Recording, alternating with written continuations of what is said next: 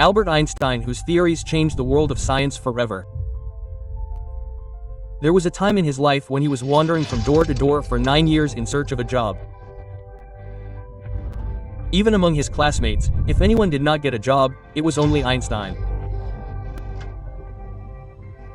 But who would have thought that the boy who was considered the slowest learner in school would one day get an offer to become the president of Israel at his door?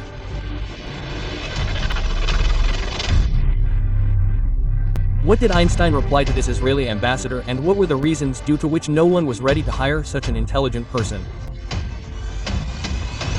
Nazarene Albert Einstein was born in 1879 in the German city of Ulm. He was looked at with strange eyes in his childhood itself because he was not like other children. He was a very slow learner. He started speaking late, and in school, teachers considered him an average or weak student. But the reason behind this was that Einstein looked at everything with curiosity. If he did not understand something in school, instead of memorizing it by rote, he would try to understand its concepts. Due to which he always lagged behind in the course. Einstein was very creative since childhood, and this was his weakness and later became his strength. Einstein's early education took place in Munich, where he did not like the strict discipline-based system of German schooling at all. A time came when, fed up, Einstein left school and shifted to Switzerland with his family so that he could make his place in the liberal education system there. He wanted to take admission in physics and mathematics in Zurich Polytechnic College there. In the entrance examination, he solved the maths and physics paper immediately. But he failed miserably in other subjects like geology, literature, and politics. After the entrance examination, the college professor called Einstein to his office. He was quite surprised to see Einstein's answers in maths and physics. He wanted to know who taught Einstein all this. To which Einstein replied that he had studied all this himself. But Einstein had failed miserably in other subjects in which mostly rote learning was enough. The professor told him that if he wanted admission in this college, then only mathematics and physics would not work.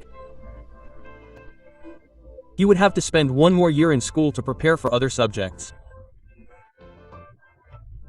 Disappointed, Einstein had to spend 1 more year in school, and luckily the next year he passed the entrance exam of Zurich Polytechnic College.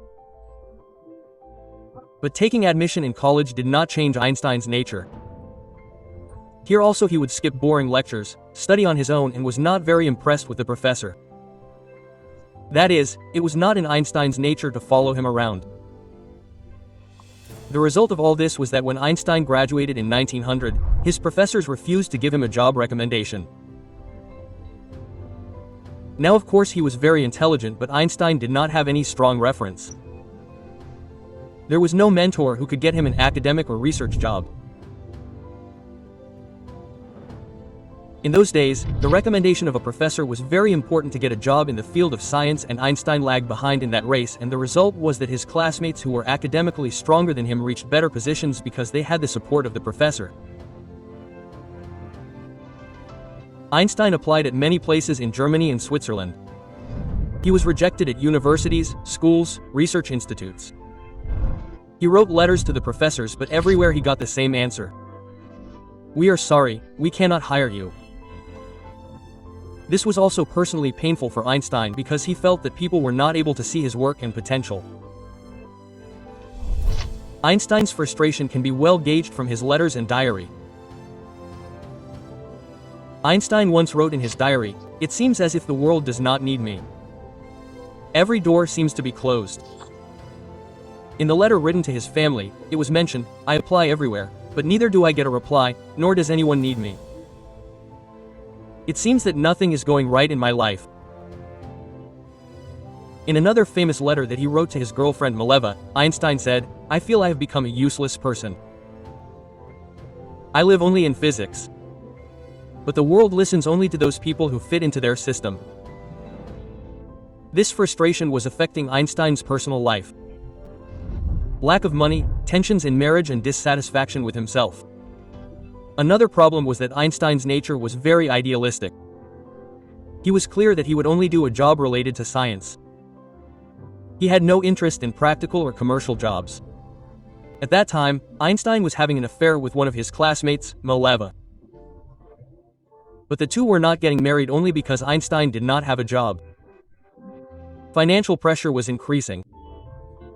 Mileva was expecting Einstein to earn something, but Einstein's hands were tied.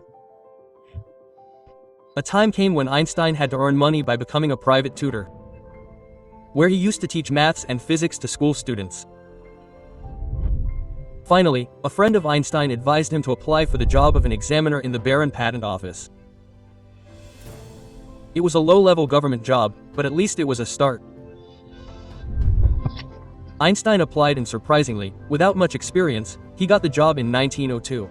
Einstein's job in the Baron Patent Office was to check the applications for new inventions and patents, to see what was really innovative and what was not. This job was boring, but it was like a straw to hold on to for Einstein. Since this job was 9 to 5, he continued his scientific research on nights and weekends. Of course, this was not the professor's job for which Einstein was striving. But whatever was there was better than nothing. After that, a time came when Einstein's fortune started changing. While working in the patent office, Einstein made the biggest bang of his career in 1905. In a single year, he published 4 revolutionary papers. These included special relativity, photoic effect, Brownian motion and mass energy equivalence, also known as E=mc square. These papers shook the scientific world of that time. Suddenly, the name of a person doing a simple job in the patent office started becoming famous among the scientists of Europe. One of Einstein's papers, photoic effect, became the foundation of quantum physics, and the other, special relativity, changed the understanding of time and space. After passing out in 1900, finally in 1909, i.e. 9 years after graduation, he got a job offer to become an assistant professor at the University of Zurich. People never fully understood the personality of Albert Einstein. The image of Einstein outside the world of science has been very confusing. On one hand, people show him in a funny way. A strange, socially awkward scientist with disheveled hair who was only engrossed in his books and theories. On the other hand, he is also seen in a serious and important political role. In 1932, Einstein fled from Germany, just a year before Hitler took power there, because Hitler was very much against Jews and Einstein also belonged to a Jewish family. Einstein moved to America and became a professor of theoretical physics at Princeton, New Jersey. He was not only a hero of science but also a famous and respected face of the Jewish community all over the world. During this time, the process of forming the State of Israel was going on, and there was a lot of fighting in Palestine over this issue. Finally, Israel formally came into existence in 1948, but after just 4 years, in 1952, Israel's first president, Koham Weizmann, passed away. Now the Jewish community had no leader. So at that time, the Zionist leaders thought, why not make Albert Einstein the next president? After all, he was a renowned physicist and was also respected in the society. Meaning, he had become not only a scientist but also a political and cultural icon. On the 17th of November 1952, Einstein received a letter. This letter was sent by Abba Eban, who was Israel's ambassador to the United Nations at that time. It was written in the letter that through this letter, Prime Minister Ben-Gurion's message is being conveyed to you that if the Israeli parliament votes you to be the president of Israel, will you accept this offer? If you agree, you will have to shift to Israel and take citizenship there. The Prime Minister assures that in such a situation, you will be allowed to continue your scientific work with complete freedom and convenience. This was a very big and emotional offer. But Einstein had different plans.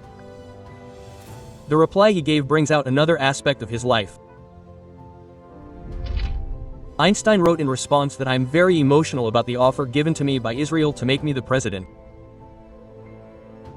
But at the same time I am sad and ashamed that I cannot accept it. I have been dealing with objective things all my life. That is why I neither have the nature to handle people nor the experience of fulfilling official responsibilities. That means Einstein did not consider himself fit for political leadership.